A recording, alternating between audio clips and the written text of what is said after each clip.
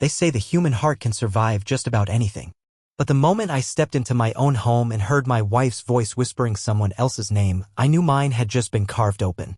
It was a Thursday afternoon.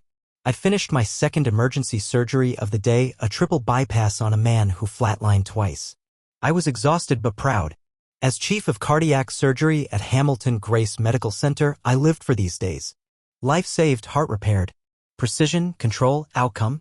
But nothing in the operating room could have prepared me for what I heard when I opened our front door. "Don't be ridiculous, Leo. He has no idea. I told you he's still so wrapped up in that hospital he barely notices the way I come alive when I'm with you." My wife's voice. Callie. Calm, controlled, flirtatious in a way I hadn't heard in years. There was a pause, a laugh, a soft, sultry sound I didn't recognize anymore. And then, silence. She must have heard the door. I hung my keys deliberately on the marble hook she picked out last spring, gave her time to prepare whatever face she would wear today. She emerged from her study moments later, all polished composure and pearl earrings, phone vanishing into the pocket of her beige Max Mara pantsuit. "Eli, you're home early." Her smile was practiced. Beautiful but hollow. That was the moment I knew something real had died between us, long before I'd walked through that door. "I finished early," I said, stepping forward, watching her eyes, the way they didn't quite meet mine. "Thought I'd surprise you." "Well, that is a surprise," she said, kissing my cheek like a stranger. "I was just finishing some client calls. Inventory issues. Big launch next week." She was lying. But I smiled anyway. That night, I couldn't sleep. Not because of what Callie said, I didn't have all the pieces yet. But because of how she said it. There was something surgical in her deception. Controlled. Precise. The kind of performance that doesn't come from a moment of weakness. No. This had structure. This had history. The next morning, over a perfectly arranged breakfast, avocado toast, poached eggs, fresh pressed juice, our daughters floated in like sunlight. Lily, 17, fresh off an early morning swim practice. Anna, 15, half asleep, earbuds in, dragging a chemistry textbook under her arm. "Dad, you coming to career night next week?" Lily asked between bites. "Coach says you should talk about heart surgery. You'll make the other parents look boring." Callie laughed softly. "Let's not shame the tax attorneys, darling." I smiled, heart aching in my chest. "Of course I'll be there," I said. "Wouldn't miss it." As they talked about school and swim meets and scholarship applications, I watched Callie. Her smile was radiant, her hands graceful around her espresso cup. To them, she was still Mom, the glamorous boutique owner, the doting parent who posted Instagram stories of handmade lunches and college tours. But I saw it now, the distance. The calculation in her affection. The way she checked her phone every few minutes with the subtlety of a thief. After the girls left for school, I stayed behind under the pretense of reviewing case notes. In reality, I was waiting. Callie came down the stairs an hour later in a different outfit. Not her usual business chic, but something softer. A wrap dress, heels she used to save for gala nights, and a clutch I'd seen maybe twice before, both times when she claimed to be meeting a luxury client from Miami. "Big day?" I asked casually, not looking up. She hesitated. "Oh, just lunch with one of the new investors. Might take a while." I nodded. "Have a good meeting," I said. The door clicked shut behind her. I walked upstairs to her home office. She had changed her laptop password last month. Told me it was because Anna had been using her computer to stream anime. That was a lie too. But what she didn't change were the iCloud sync settings on the family desktop. I sat down and opened the shared photo stream. There were hundreds of images. Most were harmless, product photos, boutique launches, selfies with the girls. But then I found those. Private dinners. Oceanfront views. A suite at the Four Seasons in Palm Beach with rose petals on the bed. And always the same man. Olive skin, dark eyes, mid-40s. The kind of smile that's been trained to close deals and open doors. He was in at least 15 photos. And in one, Callie was holding a champagne flute in a black silk robe I didn't recognize, her lips inches from his cheek. My chest tightened. I was used to saving lives under pressure. To guiding a team through a storm of blood and panic with steady hands and clear decisions. But nothing in that world prepared me for the stillness of betrayal. And yet something inside me clicked. It wasn't rage. It was focus. If she wanted to build a new life behind my back, fine. But she'd done it by stealing time, trust, and money that belonged to our family. To our daughters. That I could not allow. Not out of revenge. Out of principle. And I would not rush.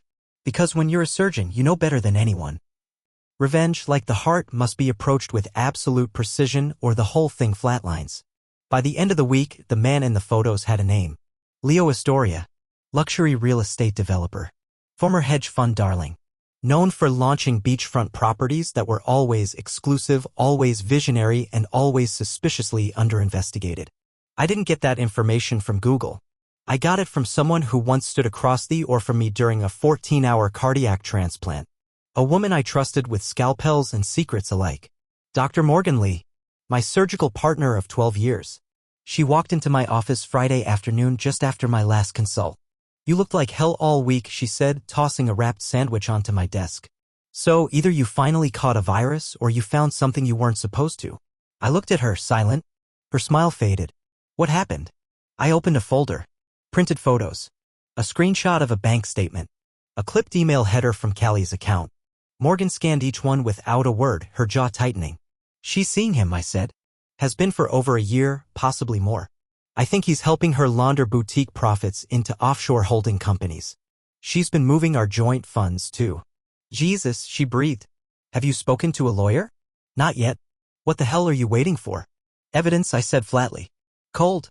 Hard. Undeniable. I'm not about to enter a war without a surgical plan. You know me better than that." She paused, then nodded slowly. "I'll help," she said. "However I can." I looked her in the eyes. "I need to protect Lily and Anna first. That's priority one." Morgan leaned forward. "Then start with the girls. You need to know what they've seen. What she's used them for." I knew she was right. And yet the idea of confronting my daughters, of pulling back the curtain and showing them their mother's betrayal, felt like amputating a limb. Necessary, but devastating. That evening I waited until the girls were home.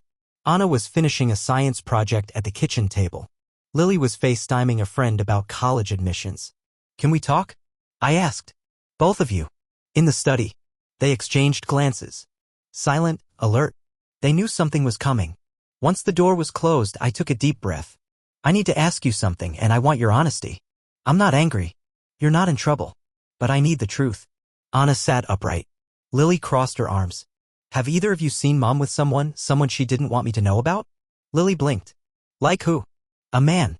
Maybe at the boutique. Or when she said she was out with clients." Silence. Then Anna spoke, voice quiet. "There was this one time," she said. "Last fall. I came home early from school. Mom was in the kitchen with a man I'd never seen. He had his hand on her back. She didn't hear me at first. When she saw me, she froze." "What did she say?" "She said it was a vendor. That he was helping her with European fabrics or something." "And you believed her?" Anna hesitated. "I wanted to." Lily looked away, jaw clenched. "She made me lie," she said suddenly. "A few months ago, we were at the boutique after closing. That man was there. She told me if I ever mentioned it to you, she'd make sure I didn't get into Colombia. Said you'd mess things up if I told you anything." My throat burned. "She used your futures against you," I said quietly. "She always said it was for the family," Lily whispered. "That she was working on something big and that we'd thank her for it someday." I reached out and took their hands. "You don't need her contacts. Or her promises. You're getting into college because of you. Your work. Your minds. Your heart." They didn't cry. Neither did I. But in that moment, something changed. We weren't just a father and his daughters. We became a team. I stayed up that night combing through everything I could find. Financial statements. Boutique invoices. Travel records. And then I remembered something Callie insisted on after our neighbor's break-in. Top-of-the-line home security. 12 cameras. 2 terabytes of stored footage. All accessible remotely through the admin login that she forgot I still had. By 2 a.m. I had downloaded 3 months' worth of footage, flagged over a dozen clips, and created a chronological file with timestamps and screenshots. It wasn't just affairs. Leo had been in our home. Our kitchen. Our living room. He wasn't just sleeping with my wife. He was rehearsing his victory dance in my house. That night I didn't sleep, but I wasn't exhausted. I was awake for the first time in months. Awake, aware, and unshakably focused. The incision was made. Next, I'd open the body of the lie and expose every vein, every artery, every poison root. And when the time came to excise it from our lives, I would do it as I'd done thousands of times before. Without hesitation. Without fear. And with absolute precision. By Monday morning, I knew 2 things for certain. First, Callie wasn't just cheating on me emotionally or physically, she was stealing. slowly, methodically, and with a level of sophistication I hadn't expected. Second, I couldn't do this alone. Enter Naomi Chin. We met 28 years ago at Stanford. Back then, I was drowning in anatomy textbooks while she took forensic accounting courses just for fun. She graduated top of her class, turned down Wall Street twice, and now ran her own boutique forensic firm in New York, specializing in uncovering fraud among the wealthy elite. We hadn't spoken in years. But when I texted her, she responded in 5 minutes. If you're calling me, something's either dead, dying, or about to blow up. I'm intrigued. 2 hours later, she stood in my study, heels off, tablet open, hair tied back like she was preparing for war. I handed her the folder. Screenshots. Bank transfers. Boutique statements. Callie's social media posts. Surveillance footage timestamps. She didn't speak for a long time. Her eyes moved like scalpels cutting through the clutter, isolating the rot. Jesus, Eli, she said at last. This isn't just an affair. She's laundering revenue through the boutiques. Some of it's legal, but a lot of it isn't. How much are we talking? Depends on how far back it goes. But if I'm reading this right, mid-6 figures. Maybe more. She looked up, eyes cold now. She's not just cheating on you. She's building a new life with your money so she can walk away from this one untouched. I nodded. And Leo Astoria? Naomi tapped a few commands. Leo's company has a Shell LLC registered in the Caymans. Guess who wired boutique revenue to that same LLC twice in the last 6 months? She spun her tablet toward me. Callie's name. My heart should have pounded. But it didn't. Instead, a strange calm settled over me. A feeling I knew from the operating room, the quiet stillness just before the first incision. Can you map everything? I asked. Already started. I'll pull historical data from the boutique's supplier chains too. If she's cooking the books, we'll find it. I nodded again. And I want a lawyer. The kind that eats people alive. Naomi smiled. I have just the woman. Her name was Marla Devane.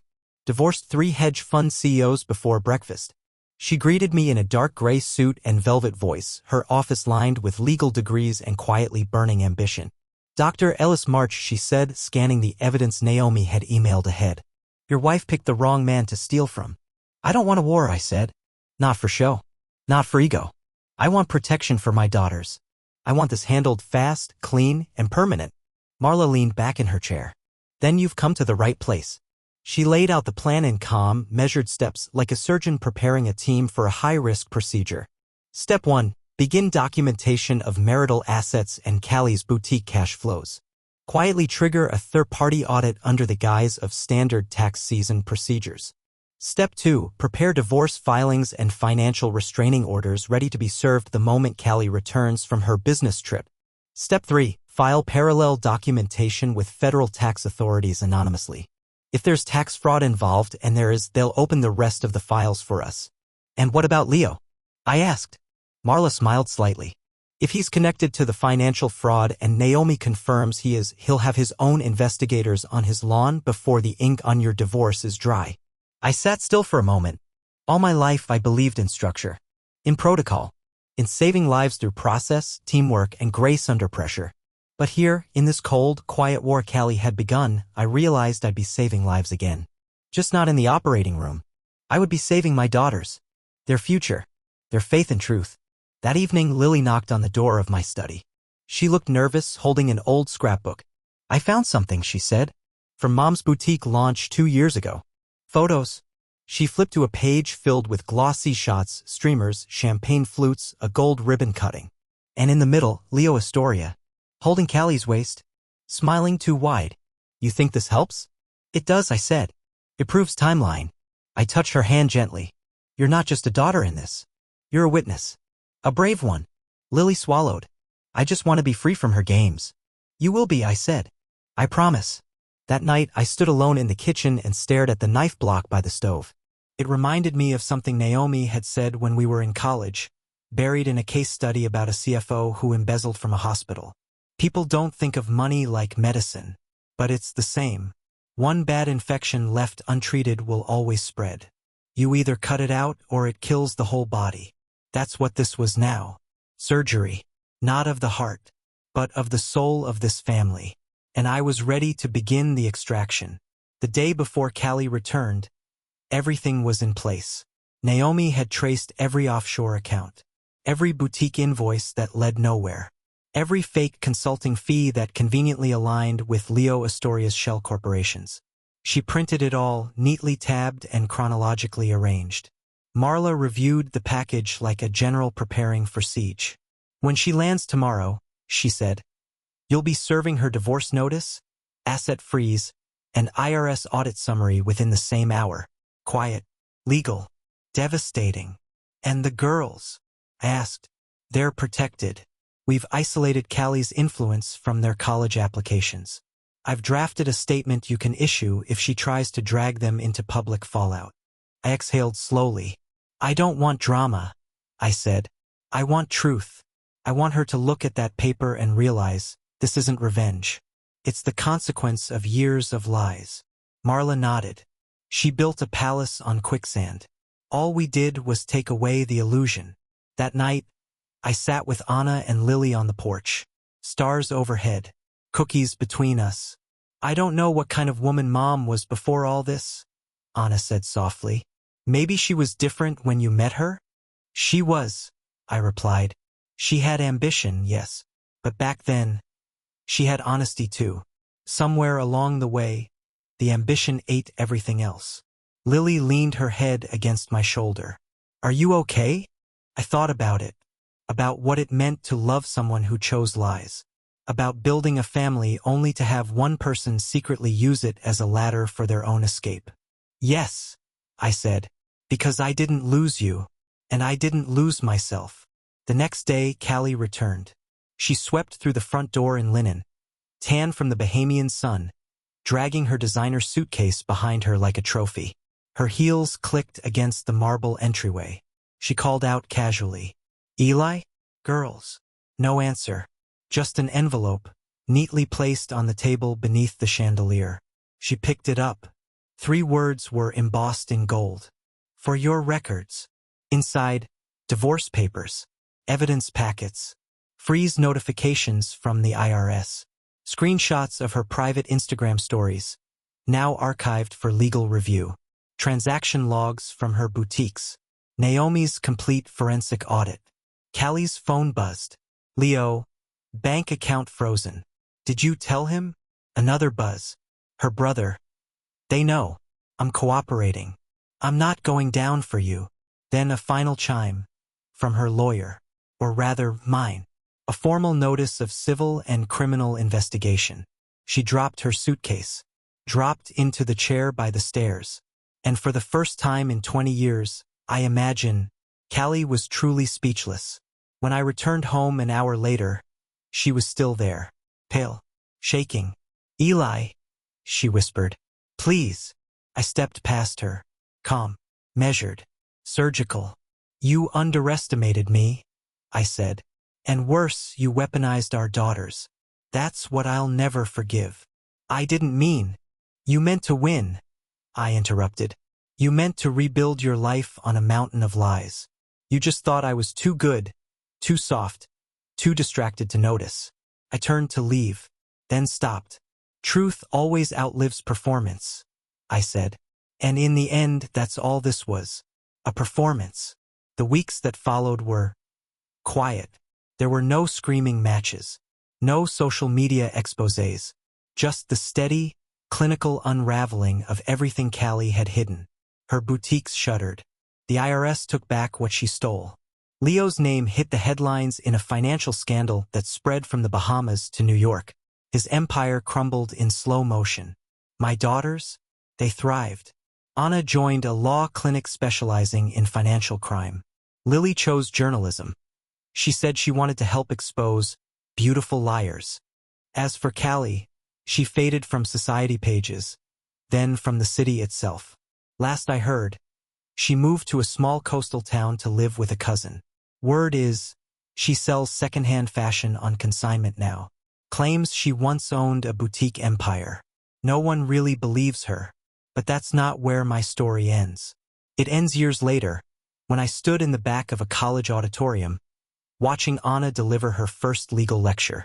Or when Lily handed me a copy of her published article, The Anatomy of Betrayal. It ends every time I open the door to a house that's finally free of shadows. A home rebuilt not on pretense, but on truth. It ends with me realizing something I never expected. What began as revenge was never about Callie at all. It was about reclaiming myself. About showing my daughters that lies may win the short game, but integrity owns the end game. I didn't destroy her. I simply refused to participate in the fiction. And when the dust settled, I was still standing. Because I didn't just save lives for a living. I knew how to save my own.